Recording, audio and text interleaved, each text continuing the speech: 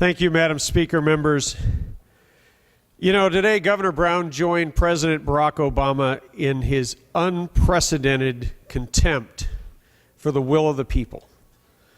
This budget is supposed to be the spending plan for the state of California. Instead, it was negotiated in back rooms. I had a constituent contact me on Facebook and say, you know, since my elected representative was not allowed in any of those discussions and was not part of this debate, do I have to pay the taxes that are going to come out of this and be forced on me?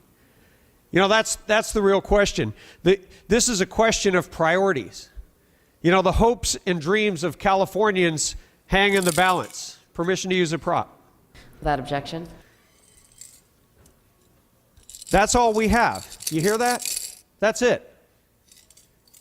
We don't have that much money to fight over. $92 billion. Why is that?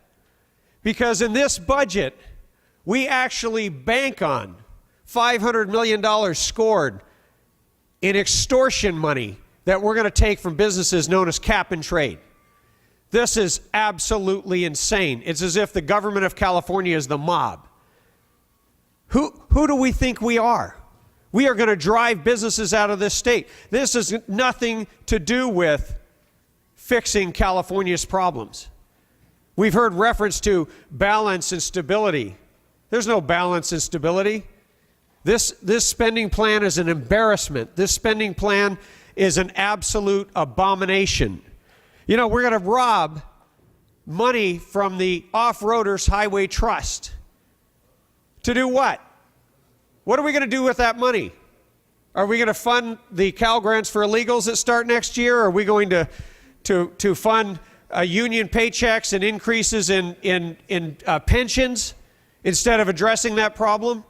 Because that's what we're really doing. We're robbing from the responsible to give to the irresponsible.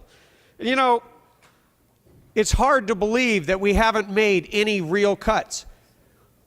We are going to make 99% of the trigger cuts hit our K through 12 kids in their classrooms. But we still have a Department of Education. Why haven't we shut that department down, fired everybody, and sold off the building, for crying out loud? This is unbelievable that this is all we could come up with. You know, I was trying to think, because I have an 18-year-old who just graduated high school, and so I watched him go through his final year. And that's what this reminds me of. It's as if the governor's a 17-year-old who's got senioritis, and he decided to do this all on the last day. And none of it makes any sense. None of it had any input from millions and millions of people were left out of this discussion. You know, this is what we're talking about here, folks. This is the budget. You know what this really is? This budget is a sledgehammer. It is a sledgehammer. It is taking out the American dream. It is an embarrassment. I am sick and tired of coming up here and advocating on behalf of my people in my district, and all I get to go home with is more taxes. You guys are going to tax the future out of California. You are going to tax jobs out of existence. You are going to regulate. You think that you have the solutions, but instead you are the problem.